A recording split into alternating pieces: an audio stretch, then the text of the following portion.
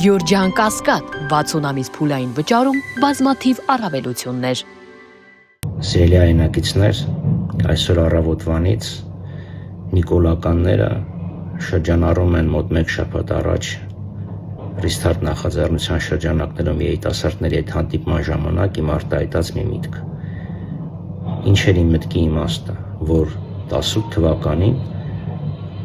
երիտասարդները, հույսով լեցուն երիտասարդները հեղափոխություն իրականացրեցին, հավատալով Նիկոլ Փաշինյանին, հավատալով, որ իրենց ավելի լավ ապագա է սպասում։ Այսօր Նիկոլ Փաշինյանին հիմնականում աջակցում են սոցիալապես խոցելի մեր հայրենակիցները։ Ինչու՞։ Որովհետև իրենք կախվածություն ունեն Նիկոլ Փաշինյանից։ Նիկոլ Փաշինյանը եւ իր թիմը գիտակցաբար մարդկանց պահում են աղքատ վիճակում, որպեսզի կառավարելի լինեն։ Հիշում եք, տարեսկզբին ասում էր 10,000 դրամ թոշակ տամ, որ ինչպես են ծախսելու, այն այնքան փոշակ ունեն, որ կարող են թռնել Կիպրոս հետ գան 2 անգամ։ Բայց հենց մեր ճնշման արդյունքում կենսաթոշակները բարձրացվեցին։ Իմ գործունեությունը հրապարակային է եղել եւ բոլորի աչքի առաջ է եղել, եւ բոլորը տեսել են, որ սոցիալական արդարության խնդիրները, աղքատության դեմ պայքարի հարցերը միշտ եղել են իմ ուշադրության կենտրոնում։ Սիրելի հայրենակիցներ, ես հասկանում եմ, որ իմ այս լեզվի սայթակումը մեր հայրենակիցների համար վիրավորական կարող է լինել, եւ ես ներողություն եմ խնդրում դրա համար, անկեղծ ներողություն եմ խնդրում, բայց իմ լեզվի սայթակումը ի տարբերություն նիկոլականների մեղքերի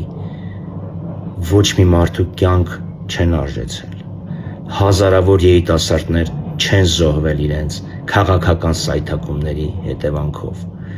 հազարավոր մեր հայրենակիցներ չեն մահացել քովիդի արաղով բուժելու արդյունքում,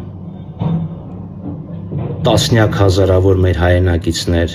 չեն տնազրկվել, գաղթական չեն դարձել, ցեղասպանության չեն ենթարկվել անկախ պետականության պայմաններում։ Սիրելի հայրենակիցներ, եւս մեկ անգամ եմ ուզում նշել, ես որևէ մեկին վիրավորելու ցանկություն չեմ ունեցել, երբեք, բայց եւս մեկ անգամ կրկնում եմ, ներողություն եմ խնդրում ձեզանից, եթե իմ խոսքերը մարդկանց վիրավորել են։